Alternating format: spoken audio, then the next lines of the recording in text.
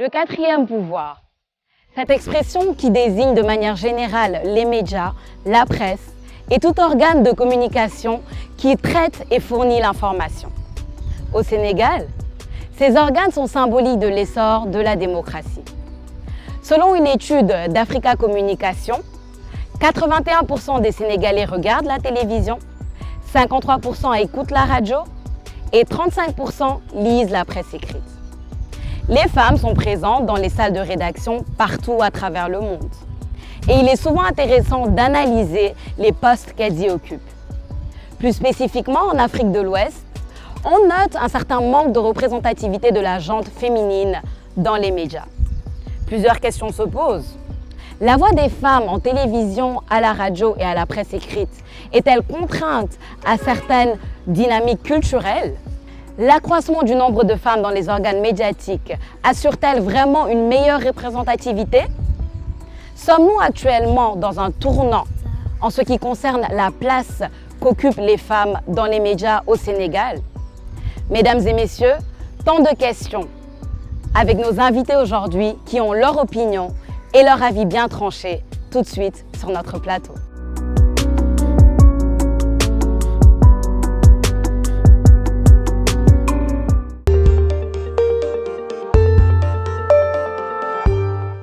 Bonsoir mesdames. Bonsoir. Comment allez-vous? Bien. Bien. Merci d'être sur notre plateau aujourd'hui. C'est un plaisir. Alors, bienvenue chers téléspectateurs dans votre émission Idées, cette émission où nous avons des débats de fond sous la bonne forme. Vu le thème d'aujourd'hui, femmes et médias, nous ne pouvons commencer sans bien sûr rendre hommage à toutes ces femmes qui ont été des figures emblématiques dans les médias ici au Sénégal, évidemment. Alors nous allons en citer peut-être trois. Nous avons Seynabou Diop, nous avons Madame... Annette Mbaye d'Erneville. Comment? Annette Mbaye d'Erneville, la première femme journaliste. Il faudrait absolument la citer, je pense. Exactement. Annette Mbaye. Ouais. Un nom comme ça? Moi, j'ai beaucoup aimé et je continue à aimer Mathie Trois Pommes. Mathie Trois Pommes? Oui.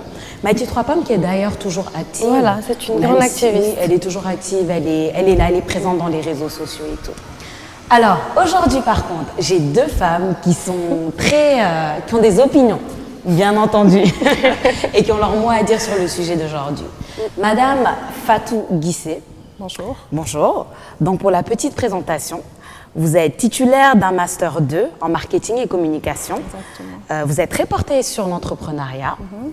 Vous travaillez à votre propre compte à travers une agence de communication. C'est bien ça. Oui. Et vous êtes responsable logistique pour l'émission J3E, qui favorise l'entrepreneuriat chez les jeunes. Chez les jeunes, exactement. Qu'est-ce que j'ai oublié d'important? On va en revenir, je pense, d'ici la fin. Il n'y a pas de D'accord. problème. On en revient d'ici la fin. Exactement. D'accord. Jessica Lorraine Montero, bonsoir. Bonsoir. Bonsoir, Sophia. Alors, vous êtes artiste, chanteuse, compositrice et vous êtes actrice de séries télévisées. Vous êtes d'origine capverdienne et franco-sénégalaise, c'est bien ça? Effectivement. Ouais, c'est bien ça. Et très tôt, vous avez animé des talent shows. Vous avez présenté des talent shows dans vos écoles en étant plus jeune. Et vous avez joué dans la saison 2, dans la saison 2 de la série Pod et Marichou. Effectivement. Et plus récemment, vous avez signé avec une maison de production cinématographique pour jouer un des rôles principaux de la série Mœurs. Effectivement. Ouais, Brigade des femmes. On reviendra aussi sur cette série parce qu'elle est assez explosive. Avec grand plaisir. Alors, on a démarré par rendre hommage. On a démarré en rendant hommage aux femmes emblématiques des médias au Sénégal. Je vous ai demandé quelques noms, mais là, je vais vous demander plus spécifiquement. Surtout à vous. Fatou, d'abord, pour commencer. Quel est un nom qui vous ressort directement quand vous pensez à une femme de médias qui vous a inspiré dans votre carrière? Moi, je pense que c'est plus Mignel Barreau. Parce que, je veux dire, avant l'explosion des médias, c'est la RTS qu'on avait et c'était la figure du journal. Et tout le monde sait que, de toute façon, quel que soit ce qu'on fait dans la journée, à l'heure du journal, tout le monde est obligé de se mettre devant la télé pour regarder un peu les informations. Quand je dis obligé, c'est plus les parents qui disent non, il faut arrêter de regarder les bandes dessinées, il faut arrêter de regarder un peu n'importe quoi à la télé, il faut suivre les actualités, savoir ce qui se passe dans le pays. Et je pense que c'est plus la figure qui revenait le plus souvent, qui revenait tous les jours en fait au niveau du JT. Oui. D'accord. Donc c'est plus elle, je pense. Ouais, faut lui rendre hommage aussi. Exactement, C'est exactement. important. Oui. Et vous, Jessica? Moi, de mon côté, lorsque j'étais plus jeune, comme j'ai dit tout à l'heure, Mathilde Trois Pommes passait beaucoup à la télévision. Et moi, je l'ai toujours beaucoup aimée. Elle était très marrante et c'est à partir de ses blagues qu'elle faisait passer beaucoup de messages. Et là, maintenant, elle a son petit blog où elle est très active et elle est très activiste. Elle, c'est un exemple, je pense, d'une femme qui se bat pour ce en quoi elle croit. Mais également, j'ai beaucoup apprécié le passage à la télévision de Léa Soukaine-Ndiaye, qui faisait le journal télévisé de la TFM. Moi, je l'apprécie beaucoup parce que c'est une femme qui est entreprenante. Moi, j'aime les femmes qui sont entreprenantes et qui se battent pour ce qu'elles aiment. Et maintenant, elle n'est plus à la télévision, c'est dommage, j'espère qu'elle reviendra. Mais elle a ouvert une boîte de communication, elle travaille dans Carré Rouge Afrique. Et également, elle a ouvert un magasin, Pavachi Luxury Store, je pense. Et moi, voilà, je pense qu'une femme doit savoir s'ouvrir et faire plein de choses en fait. Ouais. Et si on peut utiliser les médias pour passer de bonnes choses et ensuite favoriser le fait que les femmes vous prennent comme un exemple, moi je dis que c'est positif. Il faut le faire. Il faut le faire. Donc ce sont deux femmes que j'apprécie énormément. Et Léa, elle est très très jeune et voilà, c'est un modèle qui j'espère continuera vraiment à inspirer des jeunes femmes. Voilà. Super, super. Ben, vous venez de dire que pourquoi ne pas utiliser les médias quand on a tellement de choses à faire, tellement de choses à dire, en tant qu'homme ou en tant que femme, qu'on soit derrière ou devant l'écran d'ailleurs, parce que je veux le préciser, il y a beaucoup de réalisatrices aussi qui font un excellent travail derrière la caméra. Pourquoi ne pas le faire? J'aimerais qu'on parle du côté un peu culturel. Ma première question s'adresserait peut-être à vous, Madame Fatou Guissé. Est-ce que dans votre carrière, vous avez eu l'impression ou vous avez rencontré certaines femmes qui avaient cette envie ou ce talent de pouvoir faire partie des organes médiatiques, mais qui ont eu des contraintes culturelles qui les ont empêchées? Si vous pouvez nous raconter même quelques anecdotes par rapport à ça.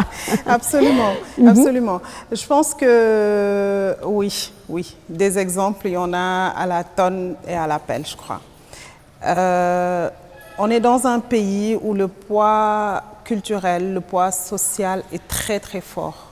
Donc des fois, certaines femmes que j'ai eu à rencontrer, avec qui j'ai eu à travailler, ont eu des opportunités, je vais dire l'opportunité de leur vie, de présenter leurs projets, de faire connaître leur business, de faire beaucoup de choses, de faire beaucoup plus, je vais dire, parce qu'elles font déjà des choses extraordinaires, mais de faire beaucoup plus et qui, pour des contraintes culturelles, des contraintes sociales, mon mari, il me faut l'approbation de mon mari ne veut pas que j'aille à la télé. Et ça commence même un peu avant ça. Mon père ne veut pas que je passe à la télé parce que dans nos sociétés, les femmes sont tellement surprotégées qu'après, c'est un problème. Je veux dire, je pense que les garçons, on va dire, ont un peu moins de problèmes. Les parents pensent qu'ils sont moins exposés et donc ils leur laissent un peu plus de liberté. Un parent aura un peu plus de mal à laisser sa fille aller vers les médias, se faire connaître, passer devant la caméra, que de laisser par exemple son garçon. Ce sont des choses qui sont là, on n'y peut rien. Ce sont nos valeurs, c'est notre culture et voilà, ce sont des choses qui sont là. Après, les parents, on a la case mari. Un mari dira « je ne veux pas que ma femme aille devant la télé, je ne veux pas que ma femme paraisse à l'écran » pour des raisons qui lui sont propres, on va dire. Et je pense que quelque part, c'est un peu dommage. Ouais. Parce que quand on a une compagne qui essaie de faire bouger les choses, il faut l'encourager, il faut la soutenir, il faut l'épauler. Ouais. Et les médias c'est pas forcément une mauvaise chose. Mais évidemment, parce que on le voit peut-être comme vous avez parlé de surprotection. Oui. C'est un beau terme, moi je trouve, parce que ne pas vouloir exposer, c'est très culturel aussi. Ce qui fait que finalement, c'est un sujet délicat, qui fait que culturellement parlant, peut-être pour la majorité des gens, il n'y aura pas cet engouement. Va à la télé parce que ça vient avec beaucoup de pensées. Ouais. On pense que c'est pas bien, que c'est dangereux. Il y a des choses qui sont comme ça. C'est comme le mannequinat, par exemple. Oui.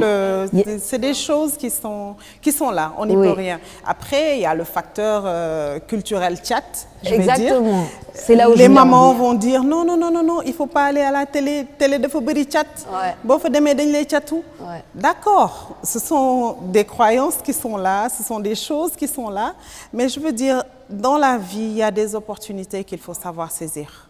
Et comment c'est possible justement, selon vous, de faire la balance entre les croyances qui sont là et justement cet engouement d'entrepreneuriat, cet engouement de carrière ou de passion? Comment est-ce qu'on balance les deux? Moi, je trouve que la manière de balancer, en fait, ça dépend également des familles et de l'endroit dans lequel on a grandi. On est en Afrique et l'Afrique a ses réalités. On a de belles cultures, comme elle a dit, surprotectrices sur un bord, mais également c'est beaucoup d'amour et d'affection que les parents ont envers nous, surtout lorsqu'on est une femme et qu'on veut être devant de la scène. Les parents, ils ont peur. Les parents, ils ont peur, les mamans, elles ont peur que tu partes à la télé, que tu prennes la grosse tête, ou bien que la personne, parce qu'elle est devenue célèbre, qu'elle devienne un peu frivole. Et les mamans ont toujours peur que leur fille devienne frivole et qu'après, elle ne trouve pas un bon mari. Là, c'est la culture sénégalaise, c'est la culture africaine. Donc, pour faire la balance, je pense qu'il faut vraiment une communication. Elle était beaucoup plus dure avant, en tout cas, je pense. Parce que je pense que maintenant, au XXIe siècle, dans le pays dans lequel on vit, les mentalités sont en train de changer, elles sont en train d'évoluer. Et les parents sont en train d'accepter le fait que les métiers, ce n'est pas juste les métiers de bureau. Les métiers peuvent être sur le terrain pour une femme, peuvent être devant la caméra, derrière la caméra, en train d'écrire les scripts, de réaliser des films, d'écrire des livres, d'être activiste, féministe, tout ce qu'on veut, du moment qu'on le fait bien avec le cœur. Moi, je me dis qu'avec de la communication, lorsqu'on arrive à avoir le courage de dire c'est ce que je veux faire, voilà, on arrive vraiment à faire une bonne balance. Et lorsqu'on a des parents compréhensifs, voilà, on arrive à avancer et vraiment à faire ce qu'on aime. Ce qu'on aime. En fait, le but final, ce serait de lever les stéréotypes parce que justement, on associe, vous avez parlé de frivolité, on associe ces choses au devant de la scène quand ce n'est pas forcément le cas souvent. Ouais. Et les choses sont en train de changer. Vous l'avez dit, c'est vrai, les choses sont en train d'évoluer, de changer. Et par rapport à ça, il y en a des femmes dans le monde des médias. Il y en a beaucoup, de nombreuses présentatrices talentueuses, etc. Après, la question qu'on se pose quand on zappe les chaînes de télé, c'est est-ce que vraiment ces femmes, à votre avis, sont prises comme expertes? Est-ce qu'elles sont prises pour des débats sur l'expertise, par exemple, économique, des débats politiques, des débats vraiment de fond, ou est-ce qu'au final, il y a un grand pourcentage qui est plus au niveau du paraître, si on parle honnêtement? Parce qu'une femme, ça présente bien, c'est joli, ça donne envie de regarder, etc. Vous voyez où je veux en venir un petit peu. Mais le contenu, qu'est-ce qu'on en fait? Qu'est-ce que vous en pensez? Je pense qu'il est toujours plus agréable de regarder une femme à la télé. On est plus réceptif, surtout si c'est une jolie femme. Mais c'est très important aussi, le contenu, il reste très important. Les émissions télé sont à profusion. Et on a la tonne et le quintal sur toutes les télés, sur toutes les chaînes, à toutes les heures. On passe des émissions, on passe les présentatrices, les animatrices à longueur de journée. Mais l'heure est venue quand même de sonner l'alerte, de parler de choses essentielles. Tout le monde sait que les médias, c'est le 4e pouvoir. Donc, si les femmes sont aussi représentées à l'antenne, c'est vraiment le moment de parler de choses concrètes, de faire bouger le monde. Parce que, il faut le dire, il faut avoir le courage de le dire, ce sont les femmes qui font bouger le monde. Non, il faut avoir le courage de le dire. Donc, on a cette opportunité-là, on a cette plateforme, on a cette visibilité-là. C'est vraiment, vraiment le moment de l'utiliser à bon escient. Oui, oui, à bon escient. Est-ce que vous, Jessica, vous êtes satisfaite de cette représentativité? Parce qu'il faut le dire, les médias, vous l'avez dit, c'est le quatrième pouvoir. C'est un peu ce qui représente une communauté, un pays, une génération. Est-ce que vous êtes satisfaite avec la représentativité? Pas seulement la quantité, mais la qualité du contenu quand il en vient des femmes de médias. C'est très important de dire pas seulement la quantité, mais la qualité. Effectivement, lorsqu'on zappe et qu'on tombe sur des débats économiques, politiques, on voit des hommes. On voit plein d'hommes en train de discuter, des fois de se chamailler tellement il y a de la tension. On ne voit pas de femmes dans ce genre de choses. Où est-ce qu'on voit des femmes, par contre? On voit des femmes dans des émissions de divertissement. On voit des femmes dans des émissions où voilà, c'est des petits talk shows où on va parler des femmes qui disent oui, je suis deuxième femme, nanani, nanana. Donc moi je dis que c'est... J'ai rien contre la mode. Non, j'ai rien contre débat, non plus la mode. J'ai une amie qui est présentatrice, Eva, que j'apprécie énormément, qui est une experte dans ça. Elle donne de la qualité à partir de ce qu'elle fait. Mais ce qui est dommage, c'est que lorsqu'il y a ces choses un peu plus, je dirais pas sérieuses forcément, mais bon, c'est pour ne pas un peu diminuer les autres débats, mais bon, c'est vrai que lorsqu'il y a ces choses un peu plus sérieuses, on ne voit pas les femmes. Alors que je pense que c'est peut-être parce que les femmes n'ont pas ce pouvoir comment je peux m'exprimer par rapport à ça, de forcer la mise par rapport à ça, de dire non, on doit être là. Je pense que les mentalités doivent changer. Dès qu'il y a des débats par rapport à ça, est-ce que les réalisateurs, est-ce qu'ils pensent à amener des femmes? Parce qu'il y en a qui sont tellement intelligents, tellement futés, qui peuvent amener tellement de nouvelles choses par rapport à plein de sujets différents. Donc moi, je trouve que c'est dommage. Dans d'autres pays, on voit beaucoup de chroniqueuses femmes. Des émissions où c'est les femmes qui gèrent, des émissions vraiment de débat. Moi, il y a une Sénégalaise qui est à l'extérieur, Absatoussi, que j'adore et que je respecte énormément. Oui. Cette femme, elle est belle, voilà, en France, elle est belle, elle est talentueuse, elle a sa marque de maquillage, mais elle dit « je ne suis pas juste une femme qui aime me faire belle ». Non. Je suis là pour montrer que voilà, la femme, on a de la jugeote. Oui. On a de la jugeote et on peut faire bouger les choses. Et moi, je suis tout à fait d'accord avec vous. C'est les femmes qui font bouger les choses. Derrière chaque grand homme, il y a une femme derrière. Oui, cette expression. Et cette femme-là, moi je me dis, c'est elle qui transforme cet homme à devenir un grand homme. Mais vous savez, c'est marrant cette expression, parce que moi je vous pose une question comme ça, vraiment hors script, mais parce que cette expression, derrière chaque grand homme, il y a une femme. Oui, c'est une expression que j'aime bien, mais en même temps, elle est assez dangereuse. Parce que pourquoi toujours derrière? Vous comprenez un peu là où je veux en venir? Oui. C'est comme si c'était là la... C'est ça, en fait. On est d'accord? Mais je pense que le fond de la chose, de ce qu'on vient de dire pour résumer, c'est que quel qu'en soit le domaine, l'expertise est importante. Comme la mode, par exemple, vous avez donné l'exemple de votre amie, mais c'est bien tant que la personne est experte dans ce domaine et qu'elle peut apporter un bon contenu et pas l'aspect superficiel, en fait. C'est un peu ça. Je voulais vous donner quelques chiffres avant qu'on passe, qui sont étonnants d'ailleurs, qui sont assez étonnants parce qu'il y a une étude du CESTI, il y a quelques années, peut-être que ça a changé aujourd'hui, mais il y a quelques années qui disait que 53% des articles de presse étaient écrits par les femmes. C'est quand même un bon pourcentage. Et quand il en vient de la télévision en général, ici au Sénégal, on avait un petit peu de 2% d'émissions qui mettaient en avant l'expertise, comme on le dit, et qui invitaient des femmes expertes sur des domaines concrets dans les télés en général. Ce qui est la différence est quand même énorme. On l'a dit tout à l'heure, être dans les médias, c'est pas un métier facile. Être reporter, journaliste, etc., ça demande beaucoup de soi-même parce que c'est un métier en toute heure. Ou même actrice de série télé, je sais que vous avez des tournages qui durent toute la journée. Vous, ce que vous faites dans votre agence de communication, ça demande beaucoup de sacrifices. Et souvent, les gens disent que c'est des choses qui devraient être faites pour les hommes et par les hommes. Culturellement parlant, encore on y revient, moi je suis tombée sur beaucoup de gens qui ont dit « mais quand est-ce que tu auras le temps de t'occuper des enfants, si tu prends ce genre de métier. Qu'est-ce que vous en pensez, vous, de ce genre de remarques? Cette remarque me fatigue.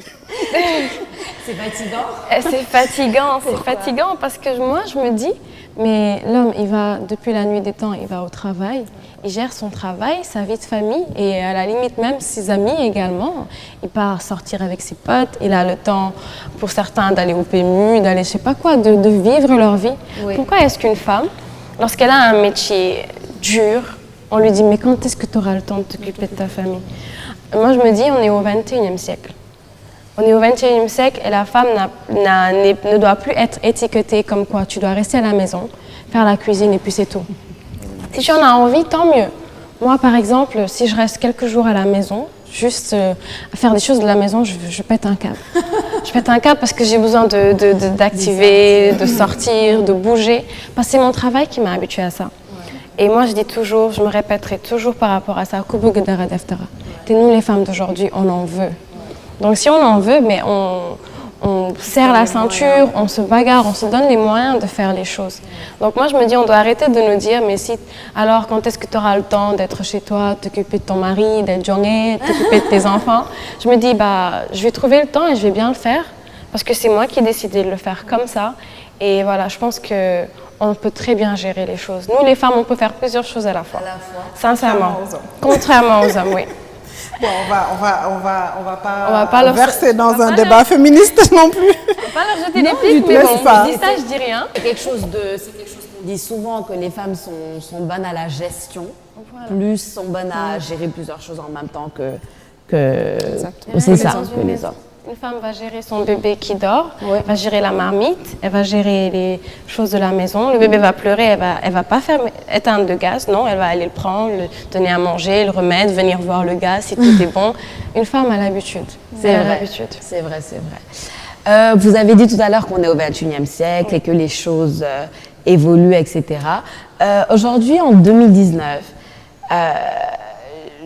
j'ai remarqué personnellement, quand on regarde les programmes, qu'il y a des choses qui changent, évidemment. Ce qui change aussi, c'est la représentation. La représentation, c'est-à-dire ce qu'on met en avant à travers certaines séries. Et par rapport à ça, en parlant de séries, votre série Brigade des femmes, Mœurs, il faut que vous nous expliquiez en fait. Je pense qu'il faut que vous expliquiez c'est quoi l'essence de cette série, pour ceux qui ne le savent pas, parce qu'elle met vraiment en avant une image totalement différente. Déjà, je ne sais pas si vous regardez Fatou, ou si vous avez entendu parler. Entendu, oui. On voit dès le premier épisode plusieurs femmes en tenue militaire qui ont formé une brigade, en bref. Parlez-nous un peu de ça. Donc moi je suis tellement fière de faire partie de cette série parce que le concept déjà c'est un concept unique ici au Sénégal et voilà, mœurs ce sont les habitudes d'une société, que ça soit bon ou mauvais en fait.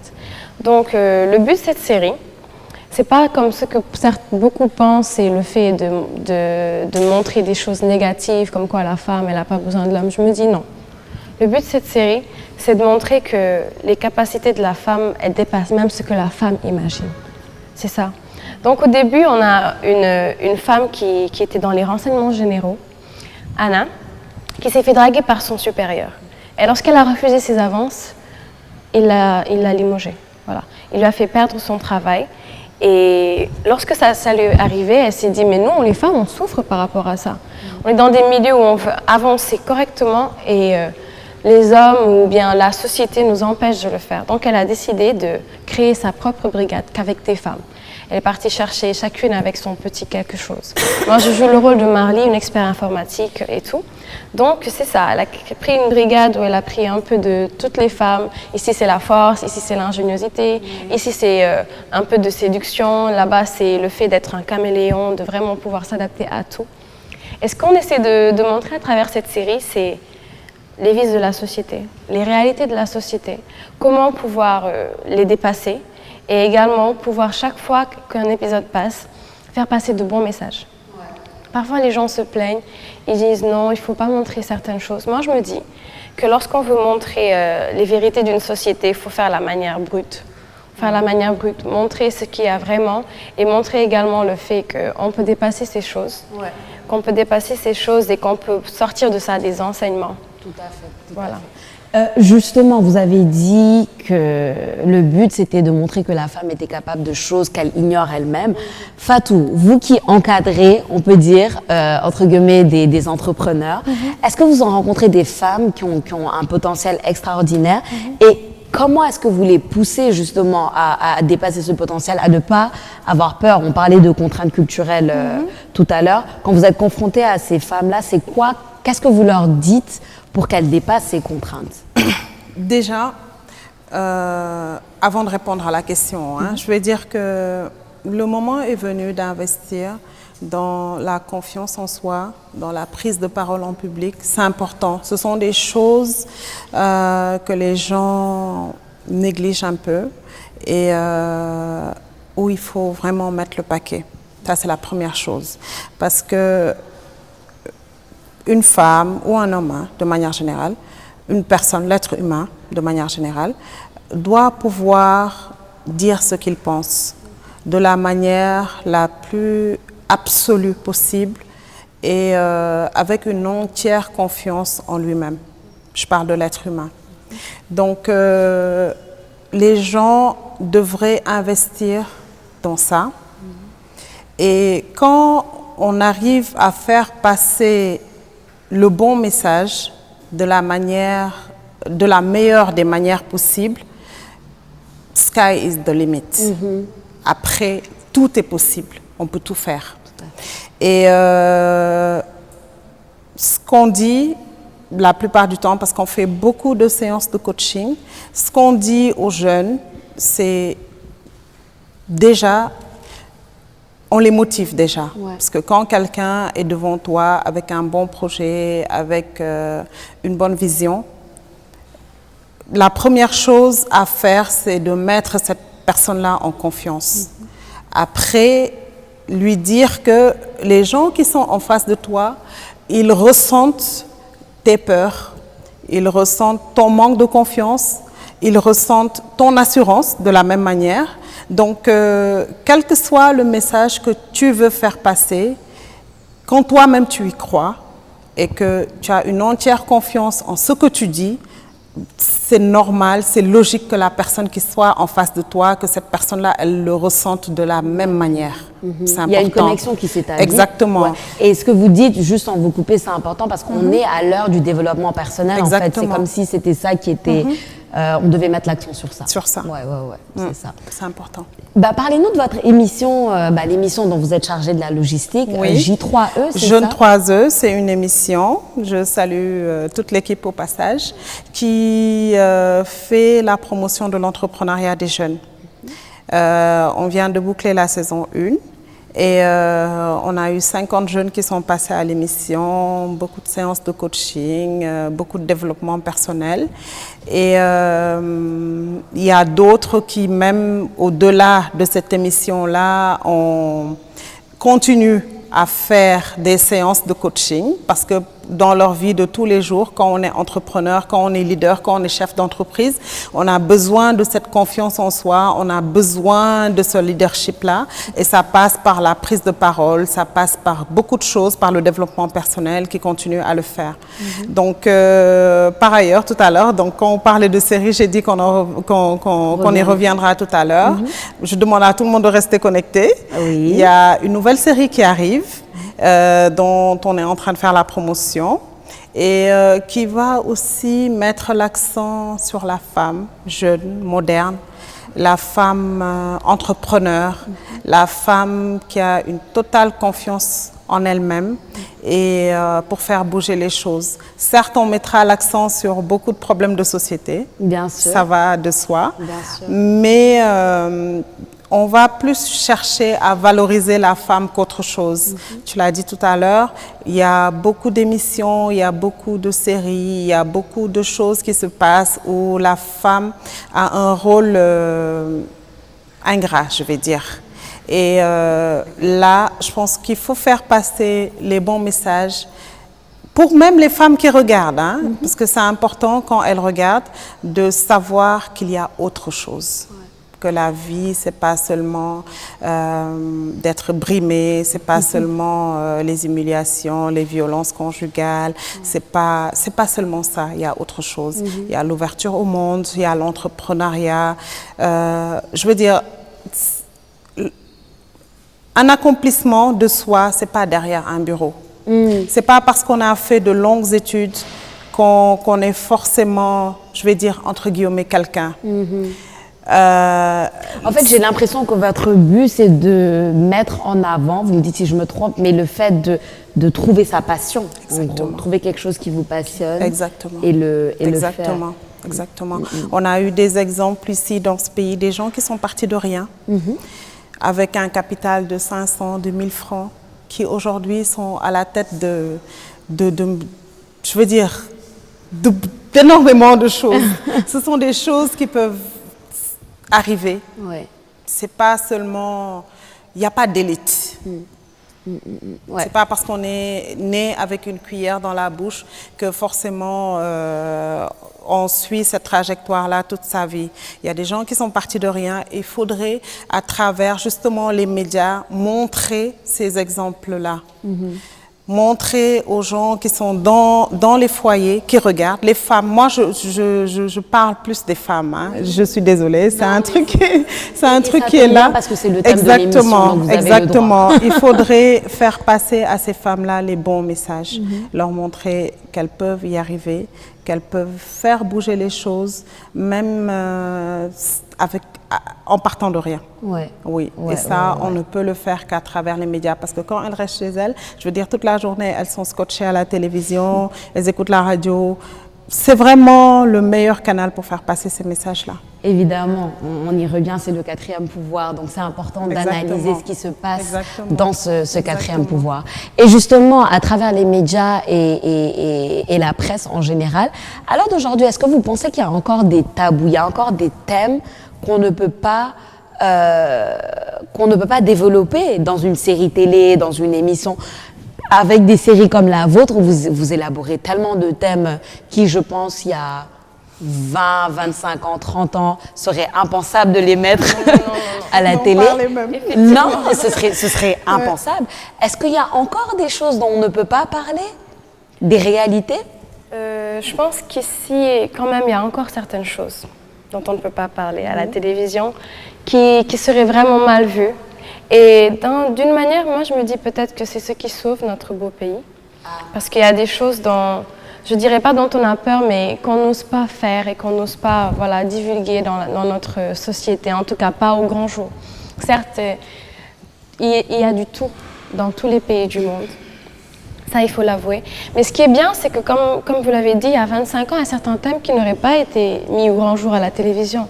Tout à l'heure, vous parlez de violence conjugale. C'est important de le montrer.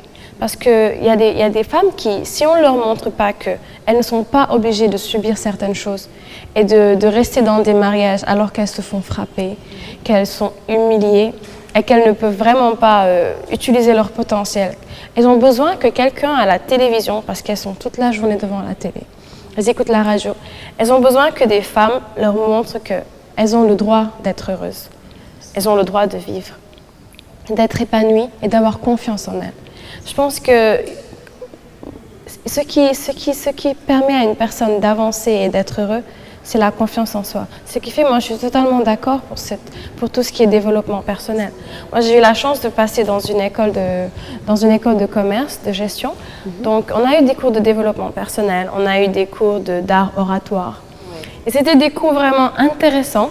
Et lorsque des personnes n'ont pas ce courage de s'exprimer devant les autres, je me dis que le fait d'essayer de convaincre des gens, c'est là où tu te rends compte, est-ce que toi-même tu peux te convaincre, toi toute seule? Est-ce qu'en te regardant dans le miroir, tu peux te dire, Jessica, je peux le faire? Tu vois? Donc c'est très important.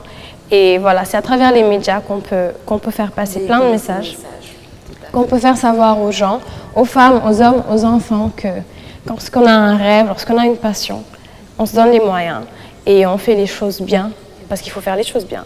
faut passer par les bons canaux. Et voilà, donc moi je suis très heureuse que le média sénégalais est en train d'avancer, que les émissions, les séries télé avancent, qu'elles prennent des choses qui étaient tabous, les mettre au grand jour. Pour montrer qu'on est au courant de ce qui se passe dans la société. On va montrer ce qui se passe, mais également on va faire savoir que c'est mauvais. Oui. On va pas le montrer en disant ouais, c'est cool, c'est Mais super. en fait, le but, c'est de pas faire de... ce que moi, je vois quand je regarde, le but, c'est de pas forcément faire de jugement de valeur, mais juste de mettre face à des réalités, tout simplement, et de laisser le soin. C'est ça qui est beau, en fait, dans ce développement, de laisser le soin aux téléspectateurs de décider où est-ce qu'ils se positionnent par rapport à ça. Parce qu'à mon avis, quand on fait une émission, quand on produit une série télé, on met les éléments en place et c'est pas notre rôle en fait de juger de ce qui est bien ou ce qui est pas bien. Vous êtes d'accord? Tout à fait. C'est ça. Tout à fait. Mon autre question, ce serait par rapport à vous, vos expériences, à travers la série, à travers la production, etc. Qu'est-ce qui vous a le plus marqué? Est-ce que là, vous pouvez penser à une anecdote qui vous a le plus marqué dans ce milieu-là, ce milieu audiovisuel, ce milieu entrepreneurial, etc. Peut-être on va commencer par Jessica, puis ensuite Fatou. Donc, moi j'ai eu la chance de commencer très tôt, d'être au niveau des médias, tout ça, parce qu'à 14 ans déjà, je faisais des défilés de mode. J'ai fait du théâtre et plein de choses qui regroupent l'art et qui se font devant les caméras. Donc moi, mon anecdote, ce qui est marrant, c'est que j'ai la chance d'être managée par ma mère. Donc ce qui est marrant, c'est lorsqu'on est une femme et qu'on est dans certains milieux, il faut le dire, c'est dur. C'est dur lorsqu'on est une femme parce qu'il y a des hommes qui sont bons, qui vont vous aider à avancer. Il y a des gens qui vont être là pour vous épauler, tandis qu'il y a d'autres qui vont utiliser le fait que vous êtes une femme. Pensez que parce que vous êtes une femme, vous êtes faible. Oui. Donc le fait d'être entouré de personnes qui vous donnent de la force et du courage, c'est très gratifiant. Et moi, lorsque j'étais un peu plus jeune, à chaque fois que j'allais dans un milieu, il suffisait que les gens voient ma mère de l'autre bout de la pièce. Voilà, ils étaient là. Oh, elle est venue pour travailler, on ne peut pas faire autre chose. Ça faisait l'élément. Donc ça calmait toujours les ardeurs. C'était une protection et moi je rigolais. Je lui dis, t'es toute petite, mais t'es mon garde du corps en fait. Oui. Donc c'est assez marrant parce que voilà, c'est le milieu qui est comme ça. Il y a du bon comme il y a du mauvais. Mais moi je me dis, il y a plus de bon parce qu'on l'aime et on le fait et on continue de le faire. Exactement. Et voilà, le milieu du média, tout ce qui est au-devant de la scène, c'est un milieu où il faut avoir vraiment la tête solide. Sur les épaules, oui. Il faut avoir la tête sur les épaules et il faut avoir des principes et des valeurs. Et si on en a, parfois c'est dur d'avancer, mais lorsqu'on arrive, on est fier. Et si on n'en a pas, on avance rapidement, mais après, qu'est-ce qu'on a ensuite? C'est pour ça, moi, mon message aux femmes, c'est croyez en vous et ayez vos principes. Que rien ne vous fasse passer des étapes d'une manière indécente. Croyez en vous et en ce que vous êtes. Et sachez qu'il y a un lendemain et que tout ce qui est pour vous, tôt ou tard, Lingsijot, en fait, vous l'aurez. Voilà. C'est tellement intéressant ce que vous dites. Fatou, ça me permet de vous poser la question parce que Jessica l'a dit, elle avait sa mère à côté d'elle comme manager qui faisait que quand elle entrait dans une pièce, dans le milieu audiovisuel, il y avait tout de suite cette protection, ce barrage en fait. Comment font les femmes qui sont dans le milieu, qui n'ont pas cette chance d'avoir une maman à côté, mais qui doivent se, entre guillemets, j'aime pas trop dire se défendre toute seule, mais on va dire se défendre toute seule, si vous voyez, parce qu'on dit souvent que c'est un peu plus risqué, les gens sont tentés parce que c'est une femme, une jolie femme, les gens sont tentés d'essayer plusieurs choses qui ne sont pas forcément dans le cadre du milieu ou de ce pourquoi elle est venue. Comment est-ce qu'elles font, ces femmes-là? Je pense que le mot-clé est la confiance en soi. Ça, on ne cessera jamais, jamais, jamais de le dire. Parce que, comme elle l'a dit, hein, elle l'a si bien dit, je pense que après, il faudra refaire encore, on va te donner un temps d'antenne de 2 minutes pour remercier ta maman. Elle le mérite vraiment. C'est important. Exactement. Mais quand on est dans un milieu, quel qu'il soit, hein, c'est pas seulement les médias, parce qu'en entreprise, on parle beaucoup de harcèlement dans tout ce qui est entreprise, donc c'est pas seulement dans les médias, mais je pense que quand on croit en soi, on sait que on a un but dans la vie et que il faut se donner les moyens d'arriver à ça, que son projet est bon, que toi-même, en tant que personne, vraiment, tes qualités, elles sont, je vais dire, waouh. On n'a pas besoin de la porte de derrière pour y arriver. Ça, il faudrait que les femmes, surtout, hein, parce qu'elles sont plus exposées, qu'elles en fassent leur credo. Vraiment, c'est important. C'est vraiment, vraiment important. Et je pense que l'occasion, ce plateau est une vitrine, c'est une plateforme pour faire passer ce message-là, leur demander de croire en elles, qu'elles peuvent y arriver par la force, l'abnégation, par le travail bien fait, et que de toute façon, il y a des choses qui parlent d'elles-mêmes. Quand on fait bien ce qu'on est censé faire, on n'a pas besoin d'autre chose, sincèrement. Faudrait que... Et c'est important, vous avez dit, la confiance en soi, parce que ça fait que même si, par exemple, souvent on peut avoir une opportunité, mais qui vient avec, comme vous dites, la porte de derrière, mais quand on a confiance en soi, on sait qu'on n'a pas, forcément besoin de ça. Et oui, j'adore discuter avec vous, on a levé plein de, plein de thèmes intéressants. Par rapport à ça, j'aimerais, vous en avez laissé plein des messages, mais j'aimerais quand même que vous en laissiez un vraiment de la fin, dont vous aimeriez que les téléspectateurs se souviennent et gardent en eux à travers cette émission qui met en avant la femme et les médias au Sénégal. Jessica. Donc, moi, le message que j'ai à faire passer, en fait, c'est qu'on soit un homme, une femme. Lorsqu'on a une passion, lorsqu'on a quelque chose qu'on aime, il faut se donner à fond pour ça. Il faut se donner les moyens, il faut être vrai. Donc, moi, je suis fière de mon Sénégal et des avancées qu'on est en train de faire sur tout ce qui est médias, cinématographie.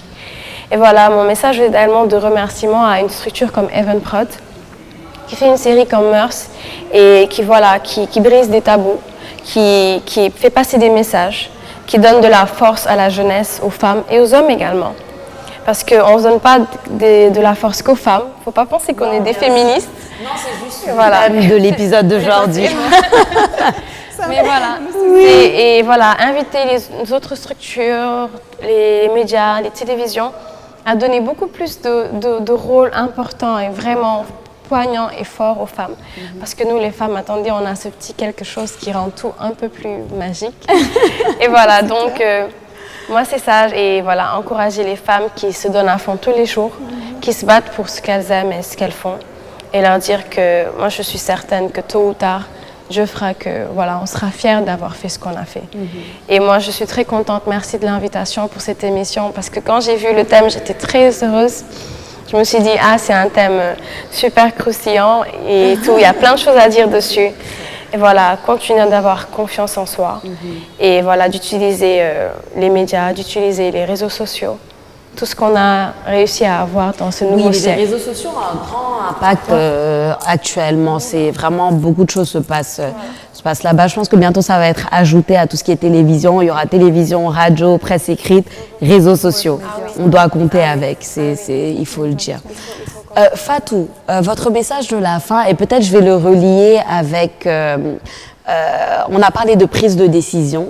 Est-ce que selon vous, parce qu'il y en a des femmes dans les médias qui ont des postes de prise de décision, comment elles y sont arrivées? Est-ce que selon vous, c'est les femmes elles-mêmes qui doivent se présenter de cette manière, en tant qu'expertes dans tel ou tel sujet, en tant que capables d'avoir des rôles prépondérants dans telle ou telle structure médiatique, à votre avis? La première chose qu'il faut faire, c'est d'arrêter de se victimiser. De se dire que parce qu'on est une femme, on ne peut pas y arriver. Ça, c'est la première chose. Je pense que toutes les femmes qui sont dans ce milieu-là, elles y sont arrivées vraiment en bousculant un peu les choses, en bousculant un peu les hommes. Je pense, c'est mon avis. Et je crois que c'est tellement vrai. Et il faut arrêter aussi de stigmatiser.